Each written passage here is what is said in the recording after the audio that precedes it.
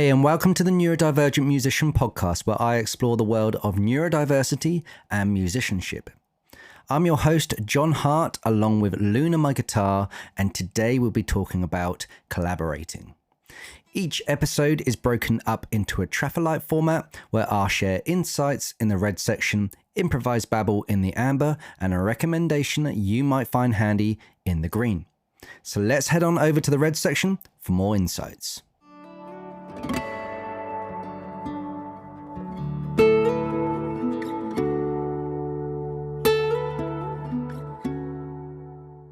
Okay, so I'm going to go through 10 different points talking about collaborating as musicians.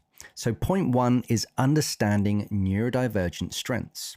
Collaboration for neurodivergent musicians starts with recognizing and harnessing our unique strengths.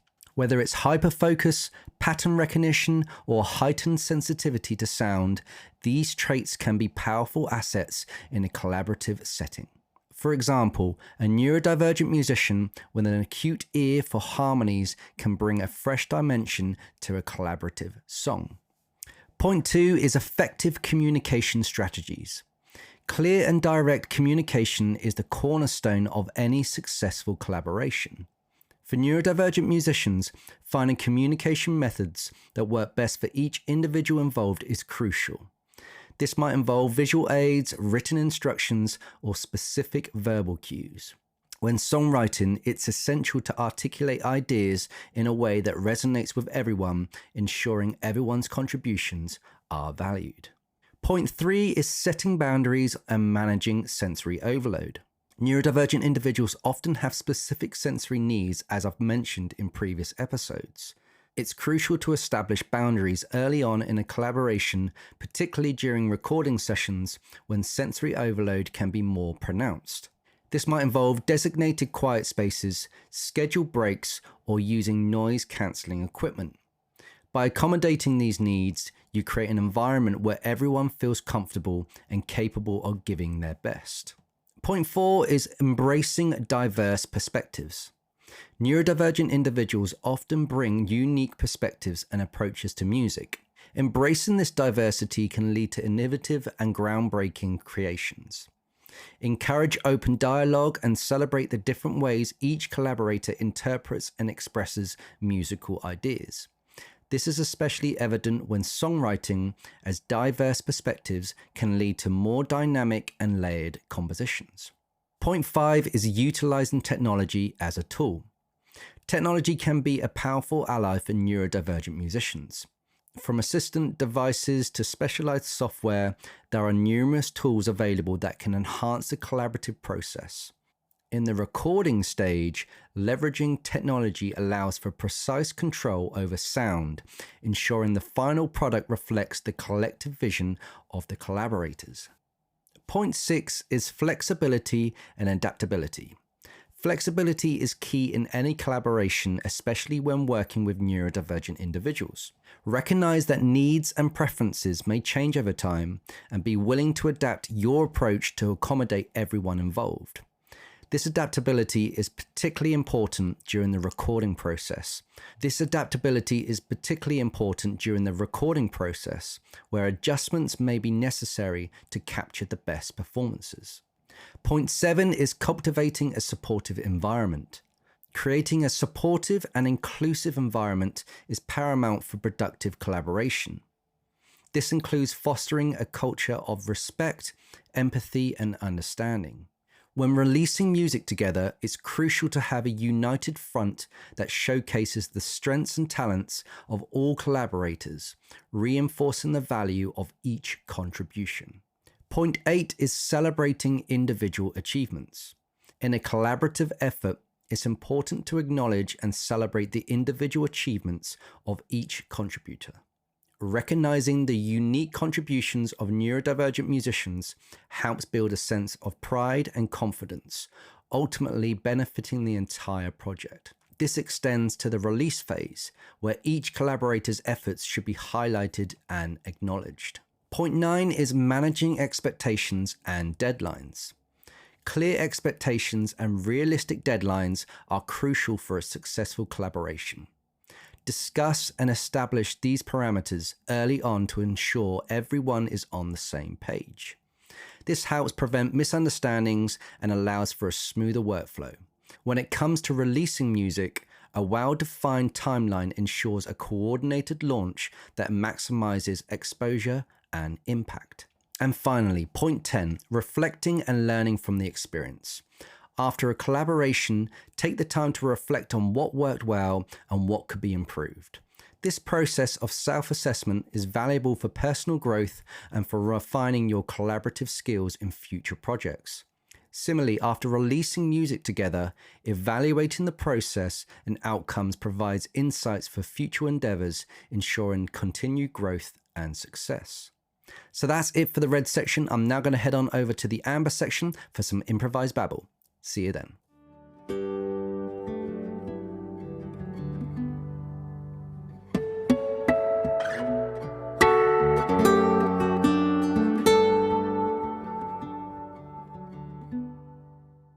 Okay, so we're now into the amber section. I'm going to go through some improvised thoughts. And when I think about collaborating, I think about some of the musicians that I've worked with in the past, whether that have been, as duos, trios, bands, orchestras, sort of loosely with orchestras, and other musicians that I may have worked with online, and it can work in so many different areas. I feel music collaboration is different to being a session musician. I'm going to do another episode on session work because I feel there's sort of distinctions between it. And yeah, it's just easier to sort of break them up into two. But with collaborating, I've enjoyed being in person when you're in a room working on different songs. The earliest memories I remember of collaboration was with Dave that I mentioned, the drummer that I grew up with. We started up a little trio called Bangers and Mash, and it was pretty ridiculous, but it was the early days of what we were doing. And I remember having... I had my 3/4 acoustic, and then I got this Rockwood electric guitar from Argos. I think it was from, a birthday. And I plugged it into a little amp. I used a computer mic and plugged that into some kind of hi-fi or whatever it is. And then Dave brought down his drums. And then we had another guy from school, another mate called Dave. So two Daves. And he had an electric guitar, and then he brought that down with him. I remember, I was very much a rhythm guitarist, and the reason for that is because I used to sing over the top, so I was, I was 50-50 with my two instruments. But I think I used to play like 3 chords, used to play like E, A, and D, and then Dave on the drums would then play a beat behind it.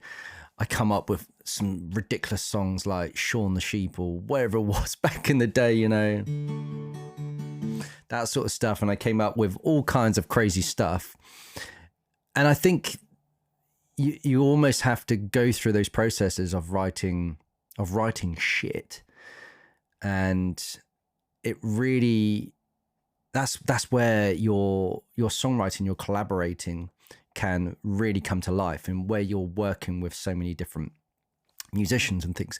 I also was in a lot of jobs with customer service, and because of that, I was in supermarkets, I was in fast food outlets, all sorts of stuff, fish and chippies and things.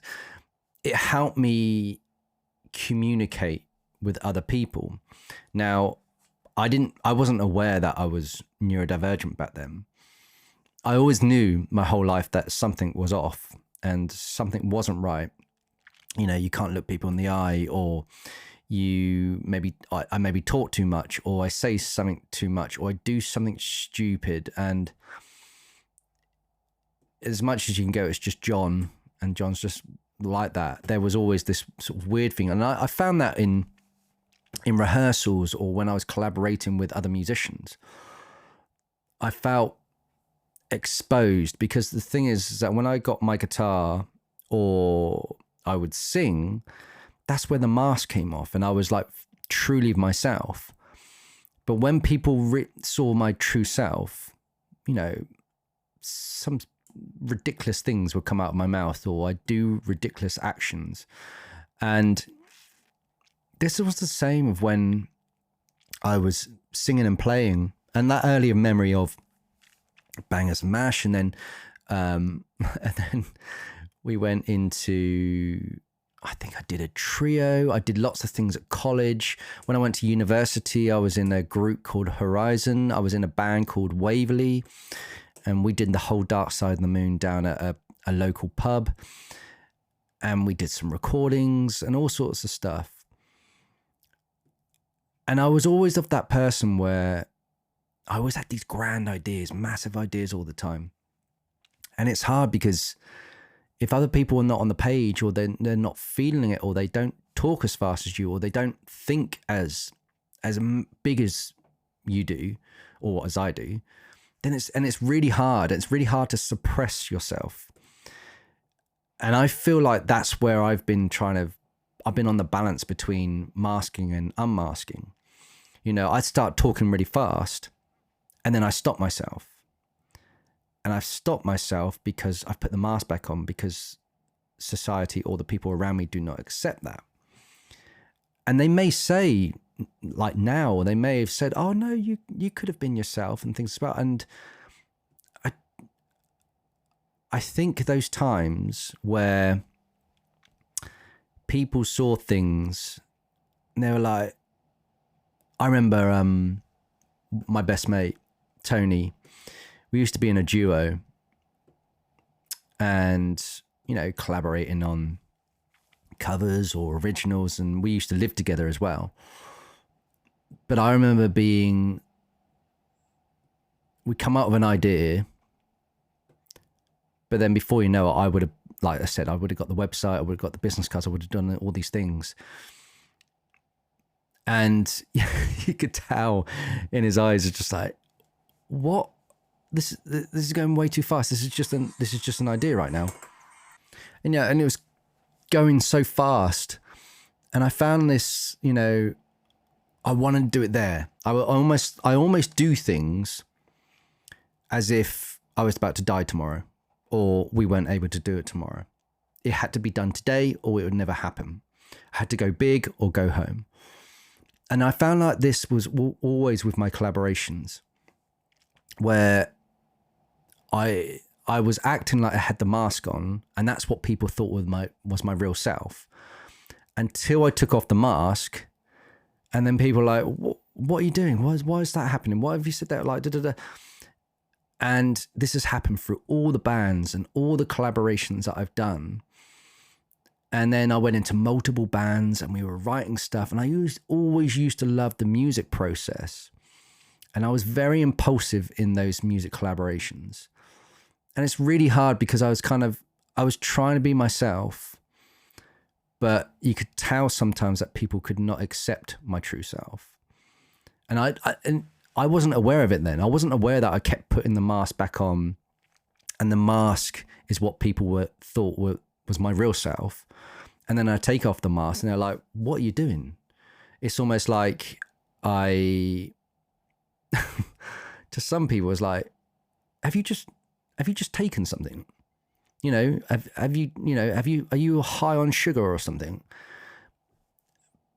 But actually, I remember one moment with Tony, and this is not connected with music, but he was the only person sort of really accepted. Like, I was really like, I didn't have a lot of really close-knit friendships. I had Dave when we were younger and growing up, and then I went to uni, and Tony and I, you know, we lived together, connected together, and I think that's a lot of neurodivergence. Once you connect with someone on a deeper level, you stick with them. But the problem is, when you're with someone a lot of time, they will see you unmask a lot more. It's like my wife. Ever since uni, she's been, you know, with me all the time, and she sees me kind of like going masking to unmasking. And I remember one day, you know, Tony was a lot bigger than me. Still is a lot bigger than me, a lot stronger than me, everything as well. Anyway, I kept punching him in the arm over and over again, just because, for shits and giggles. And he was like, stop it.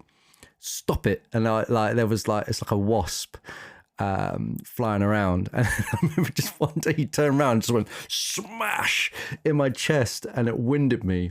I was like, fuck, right, I'm never going to do that again. But I needed that. Because like you take over someone else's space, and that's the problem with, I felt, unmasking too much.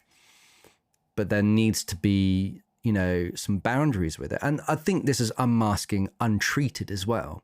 So if I'm medicated, and that feels like when you're medicated, and I'm going through this process at the moment, I'm going to have to wait for a bit, but my analogy of, or thoughts process of medication is, I've got a deficit at the moment, and the medication will help with that deficit. You know, it's like if someone's got an extremely low level of iron or whatever it is, they've got a deficit, and then they've got to make up that deficit.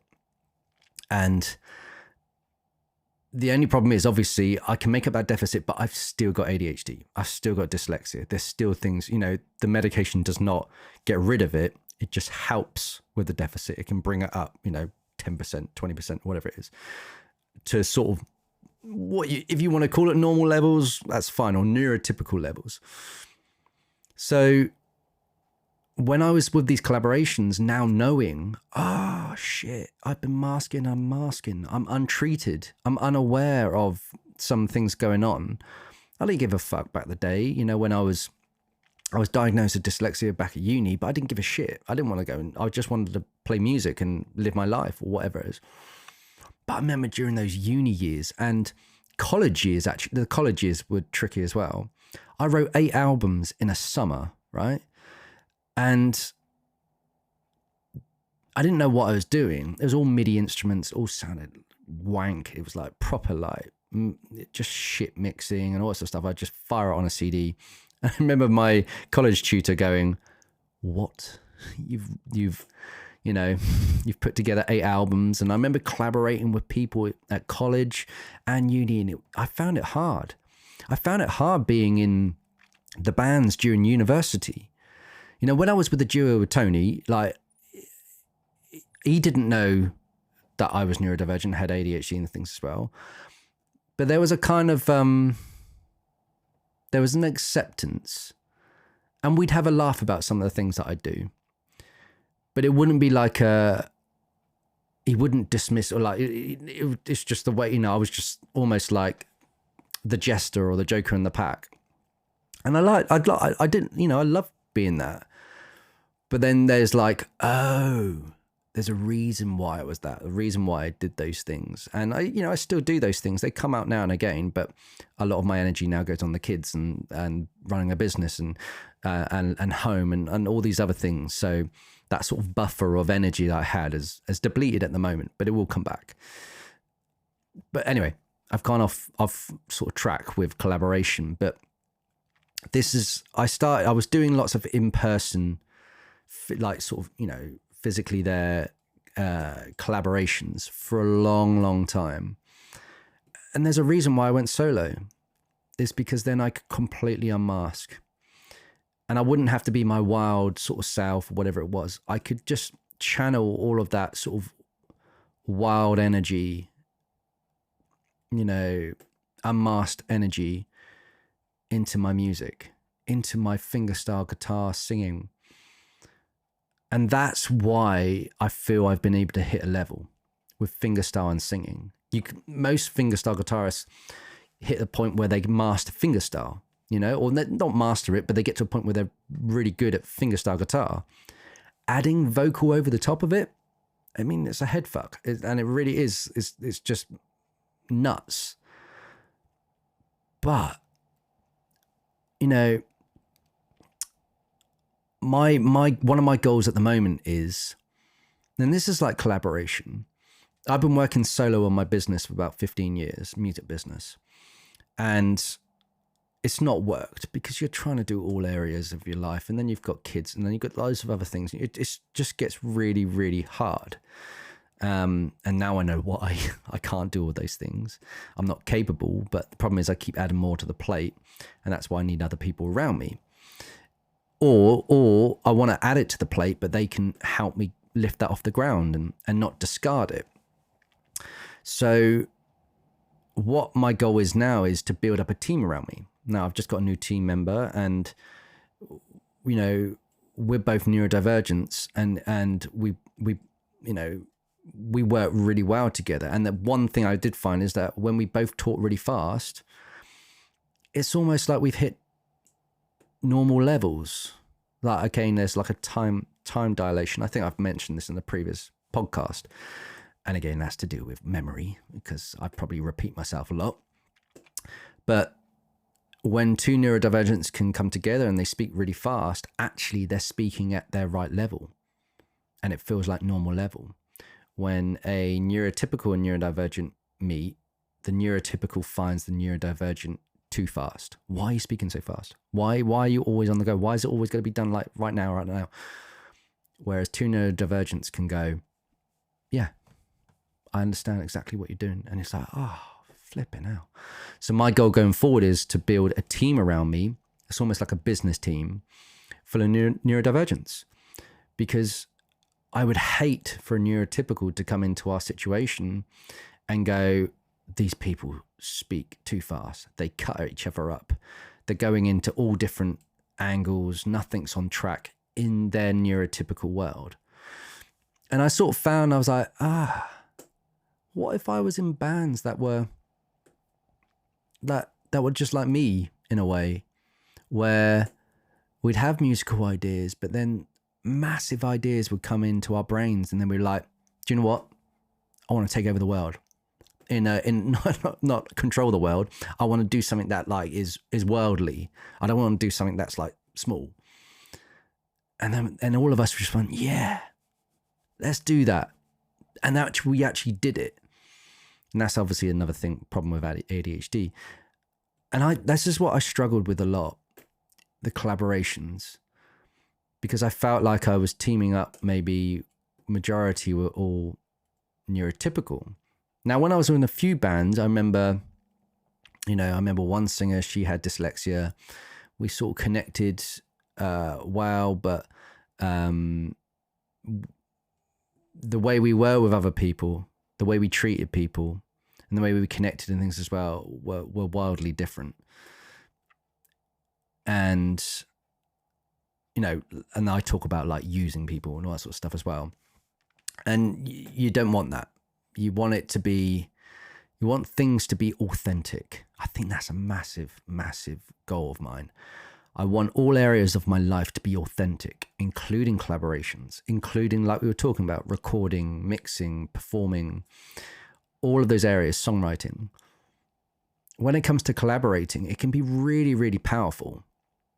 And one of the benefits I've done over the last few years is team up with other fingerstyle guitarists, but online. And one of the most enjoyable recordings I had was two. So I teamed up with Daryl Kelly, and we went on a tour on a boat and things as well, and that was great.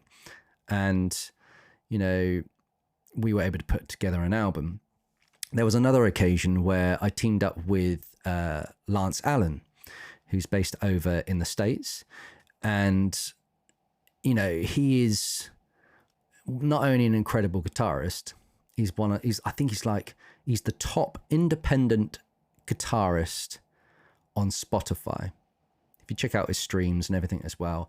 And this guy also helps with other musicians, gives them advice, started up a Facebook group to give advice and to help each other collaborate and help each other share each other's links and all that sort of stuff as well. And I reached out to Lance, and I found the best process for that was, this guy's not going to collaborate with me if I'm just going to ask him. He's so busy. He's got his schedule in place. And this is with trying to find collaborations where you want to work with someone, but you've got to bring gold to the table. And my goal was kind of, look, I'll do everything. I'll do the recording and the mixing side of it. I can get it mastered. I can get it up online. I can do the video side of it where we can film it, and then I can edit it. I can do everything. and then I'll share it with my audience, and I do all the promoting, and I'll bring out snippets every month or whatever it is. So really bringing stuff to the table, and that then shows him, he's just like, look, this guy's dedicated. And also, for him, it can be like, that sounds great. And then also the cover had to be great. And this was Under the Bridge. So if you go to my Spotify, I think that'd be the top streaming track. And we brought out a black and white video. He filmed part of his, I filmed mine part home. And what I loved about that is that we were in our own studios. We're in our own environment. So when we talk about sensory, when we talk about communication styles and all sorts of other stuff, because I said I'd do everything, I was able to run with it really quickly, and I was able to think big, and I was able to do all these things. And then he was able to just be in agreement. But he ended up getting really involved. And then he was like, oh, I'll get it mixed and I'll get it mastered. And because he loved the arrangement and he loved what we did with it and he loved the video. And there was just a sort of an appreciation. We've never met each other in person, but if you've got a mutual appreciation, mutual respect, and you're decent at what you do, and then you treat it like two mates just having a collaboration, but actually we can get a lot of other stuff out of it. That's a really healthy way of collaborating.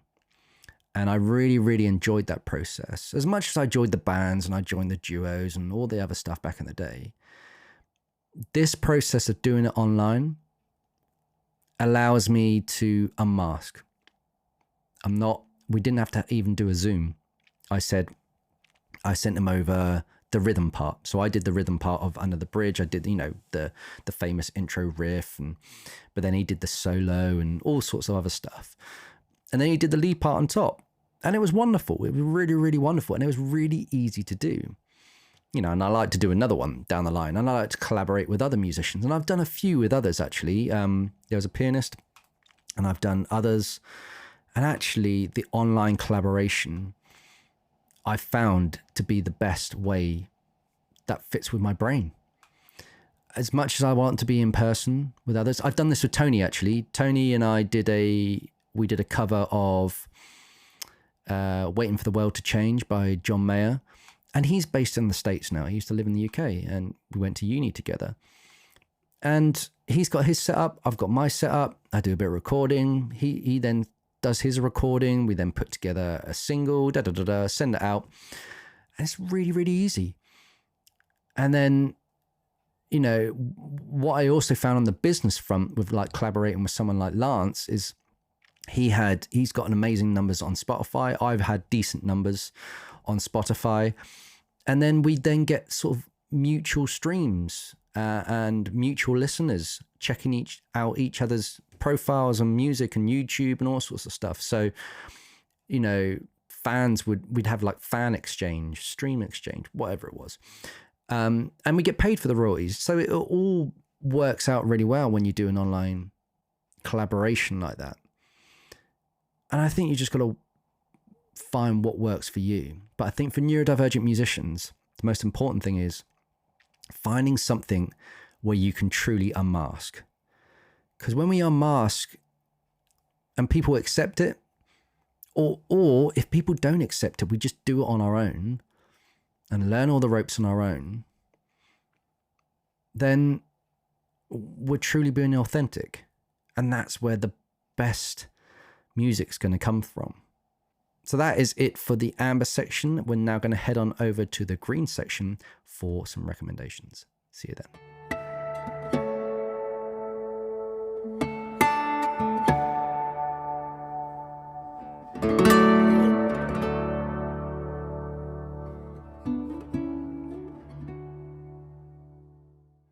Okay, so we're now into the green section, and I'm going to go through a quick recommendation. And if you're trying to get into the collaboration game and you're like, oh, I can't find any musicians, or, maybe you have found musicians, but they're just not the right fit. Maybe you feel like, oh, actually, I'm not truly able to unmask here. Then head online, head on over to some Facebook groups, maybe spark up, look, I'm looking to do this project. I'm looking to put together one track. I'm thinking about doing this cover. I am, this guitarist, I'm this singer, or whatever you do. And I've got links here to my work. I've got my website here, and I'm looking for another musician that fits this criteria. So it could be a lead guitarist, could be a flute, it could be saxophone, whatever it is. And say, the benefits of this. So not only can we do it online, we can do it whenever. The greatest thing as well, you can schedule, you don't have to schedule a time to go and record. You can record on your own watch. You can then mix on your own watch. You can master. You can then put up the socials on your own watch. So put that there as well. And then also the pros of it. Look, I've got like 10,000 listeners on whatever channel. I'm going to promote on there, and then we might be able to get some mutual promotion. And then I'm looking for an artist who's also got something similar, so we can all mutually help each other out. Because if you're going to go and get an artist who's got nothing online, no stats, no nothing whatsoever, there's not going to be any business benefits from it. So I always like to try and collaborate with someone else who's got some business benefits as such. So they have to be an amazing musician. They have to be up for doing, a great cover or a great original. And they have to have some business benefits. So it could be, ties to some promotion. Their stats on some of their socials are great. So it could be you write up a little social media post, and then in the comments, share your link of your work, or your website, or your, I don't know, socials, or whatever it is. And then, let's strike up a conversation. It's just really easy like that. Because you might find, I want to build up my Spotify game, or I want to build up my social media game, or I want to do this. And you're like, oh, it's going to be really hard on my own. And it's really hard with the band as well. Because I was in bands and we were great musically, but to try and get any fucker to do like all the other business stuff was really, really hard, because they just, I don't know. I remember having a week off one point in a band when I was like the lead, I was like the front man, but I was like running it as such. And I asked them to do X, Y, and Z, and they did bugger all. And I came back and I was really disheartened to know, I am the person who's running the whole sort of thing and try and get everything organized. And, they were like talk the talk, but they never walk the walk. So they're not action men, really. Anyway, by the by, and that's where you don't want to fall into those traps. You might find that actually better going solo, and the best way to actually collaborate with someone is to do it on the internet. And then the more you do it, the more you might find, actually, I'm going to bring out, 3 singles with 3 different artists. And then you might get on really well. And then you might go, do you know what? Should we do another one? Or should we do, a couple of tracks? And then you can build in those collaborations. It's so much easier to do than in person. Now, that doesn't negate the experience you have with a band or duo when you're performing. That's completely different. But if you're doing like collaboration projects, recording, releasing, and all that other stuff, and maybe videos, the sooner you can learn to do it in-house, recording, film, even filming, go and learn how to film. I film everything on my mobile phone. I've got an iPhone, and then I've got some video software on an app called LumaFusion. It's only like $30 or £30, one-off fee. And then I record, like I talked about in the podcast as well. And all of that. And if you can do that, and obviously also find a musician who's got recording gear and they've got all that sort of stuff. Because if they haven't got anything and they're working from scratch, it's going to be a headache. You want to have someone who's proficient in what they do as a musician. So that's what you want to include in your social media posts. Maybe it's like an email to someone, maybe whatever it is, and how they could help you. This is how I can help you with, maybe I've got the recording, I've got all the equipment, I've also got all these stats and stuff online. I can help this, we can do this. And also your proficiency level as well.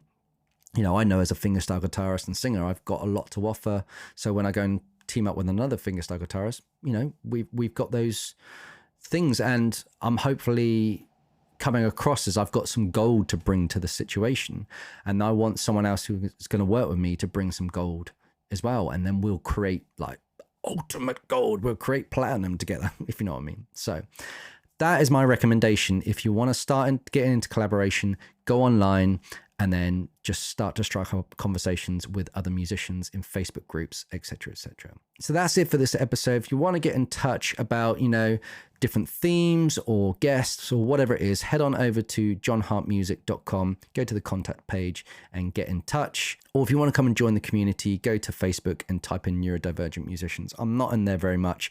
I might start up a WhatsApp group instead because that's much easier.